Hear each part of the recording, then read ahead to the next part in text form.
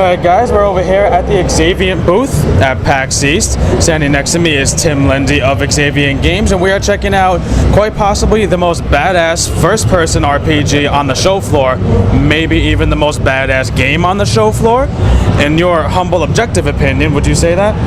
I'm really proud of what we made. I think that mages around the world are going to be super excited about what we made, so I'll leave it at that. Very cool, very cool. How have you been enjoying the show, and how is it seeing your game so popular? And by the way, also congratulations on having the most badass shirts of the show. Thank you. You see these everywhere on the show floor you go. Clearly people are playing this game and they're loving this game. How does that make you feel? Man, it's been euphoric. There has been a lot of positive feedback, a lot of good ideas generated out of the community. It's been excellent getting people pumped up about playing a mage, even folks that wouldn't consider playing a mage normally. So for us, I mean, we feel fortunate, and we just want to keep the dialogue healthy and positive, constructive, and keep making badass mage stuff. Now, in case you guys didn't notice by the name of the game, Battlemage, obviously magic is going to be a very prominent mechanic in this game. In fact, it is your sole method of attack. Now, what was it like designing this game with that in mind? Was that what forged this game, or did you know you wanted to make a fantasy game and then decided later down the line, hey, let's do only magic? Oh, there's no two ways about it. When we sat down 2 years ago at dinner and started talking about building a mage game, like the spirit of it existed even at the dinner table there. We knew that we wanted to get rid of every system that was used to bridle a mage because they had to play correctly in the game with another class, and just do something completely different with just pure magics, and just see how far we could go with crazy combat encounters and huge mystical effects.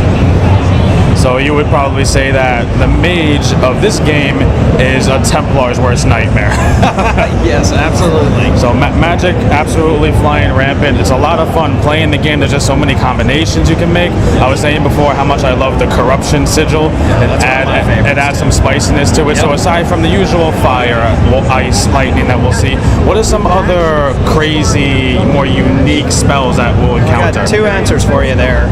Everything is very organic. All the spells actually synergize in interesting ways just organically, and so there's a lot of effects that people are just now discovering just by using in combination all three of the sigils that we've delivered here at the show. Corruption bugs that also explode out of corpses and freeze other creatures around because you've comboed the two. Now in early access, in our second early access build, we are going to deliver some more sigils. I think in our current one we have Delirium, which allows you to fear and allows you to berserk different NPCs. And then we have another one coming online here very soon that's Kinesis, that like Corruption you can combo with fire and ice so that you can pick people up and then slam them into a fireball. That sounds exceptionally satisfying. I can't wait to try that out. So we know all we need to know right now about the basic concept behind the combat. What can you tell us so far about the story?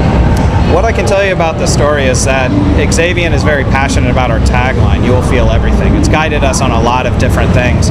And so with the story, something that's really been important to us is full immersion for a role player in the story. So you kick off the game, you are not really granted powers so much as just taught to understand how magic works. You see how things work in the magical world and how you can pull them apart and put them back together. That was great, but story-wise, what we needed was we have a male and female sort of gender choice, and this isn't a gimmick. It's actually all about full immersion. The player going, all right, cool, I have this awesome new female mage that now has the griffin counterpart, sort of your eyes and ears in every level, and depending on your choice, you have your own character voiced by Jennifer Hale if you pick the female, and then in that case the griffin is voiced by Troy Baker. And good choice. And then we're really excited about it. And then the story, it was written twice, and so it completely flip-flops based on what you've chosen, and the perspectives change, and the dialogue change, and the interaction change. Very cool, very cool. So, release date? Oh yeah, so the way we have it planned out is that we have multiple pre-alpha builds, then we go to alpha. These are about 5 to 6 weeks apart, and that leads us up to an August 26th release date. Of this year? Of this year. Wow. We iterate crazy fast.